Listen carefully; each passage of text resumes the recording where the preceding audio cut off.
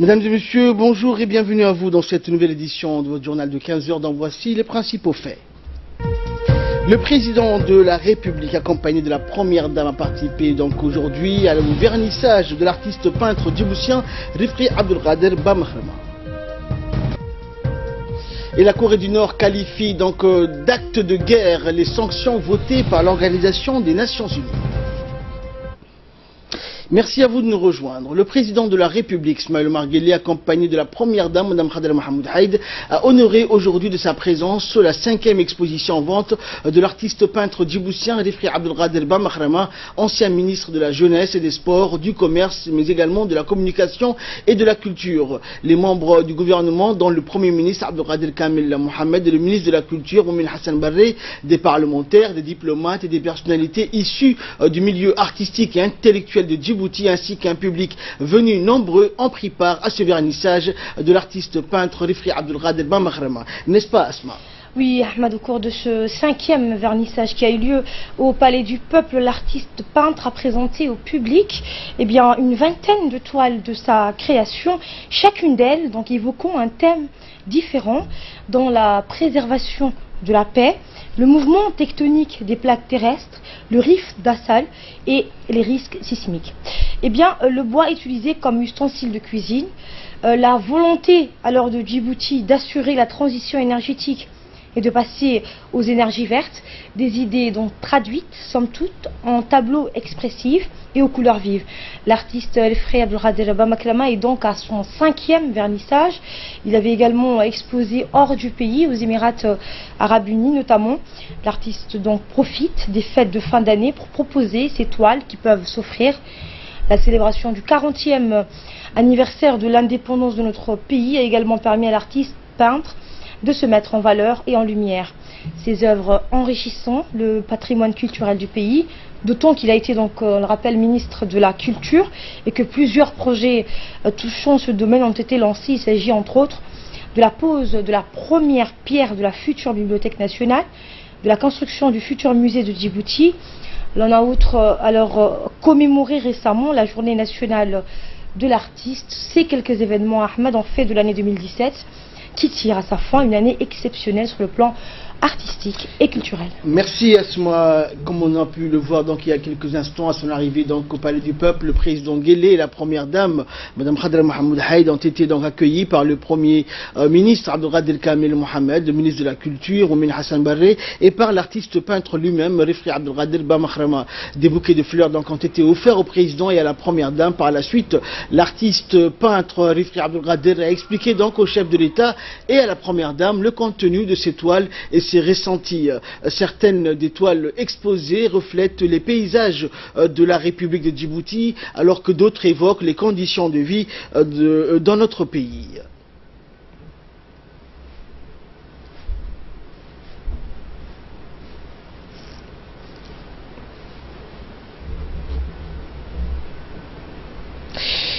Et par la suite, dans une interview, l'artiste peintre Rifri Abdelkader Bamahrema a remercié le président et la première dame pour avoir pris part à ce vernissage. L'exposition restera ouverte au grand public jusqu'au 27 décembre prochain. Il a aussi remercié tous les membres du gouvernement, dont le Premier ministre et les amateurs d'art présents à la cérémonie. Et au cours d'un point de presse, l'artiste peintre a ainsi déclaré, je cite, « Je me réjouis que sous l'égide de notre président de la République, notre pays ait amorcé un processus ambitieux d'éclosion de sa créativité artistique et intellectuelle. » Je vous propose de suivre. Je suis très content. Le président et la première dame viennent rehausser la hauteur de cette exposition, qui est ma 5e exposition en fait, depuis que je suis parti à la retraite. Et j'ai reçu pratiquement tous les membres du Conseil des ministres, et surtout les amateurs d'art à Djibouti, les personnalités et les femmes qui aiment et qui, d'année en année, sont là à chaque exposition. C'est un honneur pour moi, bien sûr, et c'est un travail quand même d'1 an, 7 mois qu'ils ont vu, que j'ai exposé ici. Leurs impressions étaient bonnes. Je ne peux pas dire, moi, les impressions des autres. Il faut peut-être que quelqu'un d'autre parle des impressions des uns et des autres. Mais je suis content de le voir apprécier la paix, la stabilité, la compréhension entre le peuple, entre les gens. C'est vraiment la chose la plus chère que nous avons. Tout le reste est futile. Et pour sa part, le ministre de la Culture, des Biens Warf et des Affaires musulmanes, Moumen Hassan Barré, qui a participé à l'exposition, a félicité M. Rifri Abdelkader donc pour cette nouvelle création. C'est un plaisir, a-t-il dit, que de découvrir ces toiles, a ajouté le ministre de la Culture. Et suivant à présent ces quelques réactions de jeunes artistes peintres en herbe qui ont également participé à ce vernissage. Et ici, là, ça m'a fait un grand plaisir d'assister à l'exposition de Rifri. Et je tenais juste à dire que moi, je représente la première promotion qui a été formée de manière académique à l'IDA. Et l'exposition ici faite par mon collègue, monsieur le grand artiste Rifri, est vraiment formidable. Le président, moi je l'ai déjà dit, s'il y a un artiste, il n'y a que lui dans ce pays. C'est un artiste à part entière, lui. Et c'est lui qui aime soutenir les jeunes. Également dans l'actualité à l'Escale, s'est déroulée aujourd'hui une cérémonie de fin de formation des gardes-côtes mécaniciens versés dans la maintenance et l'entretien des bateaux patrouilleurs. Cette formation leur a été donc assurée par des experts japonais. La cérémonie qui a eu lieu à la direction générale des gardes-côtes située à l'Escale a été placée sous l'égide du colonel, chef d'état-major des gardes-côtes djiboutiens, le colonel Waïs Omar Bogoré, commandant des gardes-côtes. Donc la formation vise à renforcer les connaissances et les aptitudes des personnels de l'institution. Et dans son allocution, le colonel Waïs Omar Bogoré a tenu à rappeler le soutien permanent du peuple du gouvernement du Japon à l'institution, et ce depuis sa création. Il a aussi exprimé sa profonde gratitude au Japon et aux experts japonais qui ont su transmettre leurs connaissances et leurs expériences.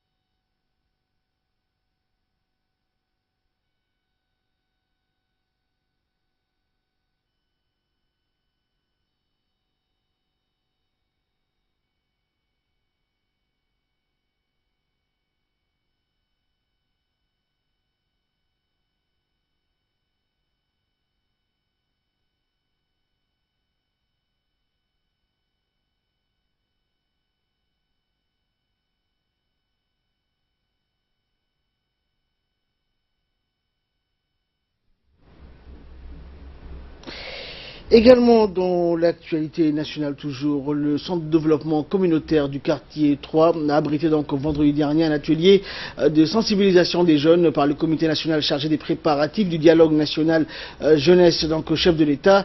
Les échanges interactifs entre un parterre de jeunes et le comité d'organisation composé de plusieurs hauts responsables du secrétariat d'État à la jeunesse et au sport et d'autres départements ministériels ont porté donc sur les options et variantes ainsi que les questions pertinentes à soulever lors de cette prochaine conférence nationale en faveur de la jeunesse. En fait, il s'agissait pour le comité d'organisation d'orienter les jeunes sur les réflexions permettant d'asseoir les bases d'une dynamique et susceptible de promouvoir l'épanouissement de la jeunesse dans un cadre de développement national global. Les nombreuses questions soulevées par les jeunes au cours de leurs interventions sont retenues par le comité d'organisation, les agrégeants donc pour en faire des synthèses inspiratrices de propositions porteuses au cours du dialogue voulu par le président de la République. Et page nécrologie pour clore l'actualité nationale. Nous avons le regret donc de vous annoncer le décès du feu Ibrahim Omar Hadji dit Addawadere, ancien employé du port de Djibouti, est décédé donc hier soir des suites d'une longue maladie. Le défunt laisse derrière lui donc une veuve et 7 enfants. En apprenant ces douloureuses disparitions, les personnels et la direction générale de la radio-télévision de Djibouti présentent leurs sincères condoléances les plus attristées à la famille et aux proches du défunt. Inna lillahi wa inna ilayhi raji'un. Et de là, nous passons à l'actualité à travers le monde avec Ali Abdoulaye. Bonjour Ali. Bonjour Ahmad. Alors Ali, au Libéria, George Weah, l'ancien footballeur international, le mieux pressenti à remporter la présidentielle, a tenu ce dimanche son dernier grand meeting, Ali. Eh bien, plus de 2 millions d'électeurs se préparent à aller aux urnes donc demain pour désigner, mardi 26 décembre, pour désigner l'homme qui succédera à Ellen Johnson, la femme qui est à la tête de l'État depuis 12 ans. La campagne se termine ce dimanche à minuit. George Weah, le candidat de la coalition pour le changement démocratique, a tenu un grand rassemblement dans le plus grand stade de Monrovia. George Weah a face à lui le vice-président sortant, Joseph Boakai, le candidat du Parti de l'Unité. Plusieurs milliers de partisans de Weah ont envahi les gradins de la pelouse du stade Samuel Doe à Monrovia pour participer à ce que la coalition pour le changement démocratique qualifie de marche de la victoire. Mardi, ce sera un jour historique. Nous irons alors aux urnes pour élire George Weah.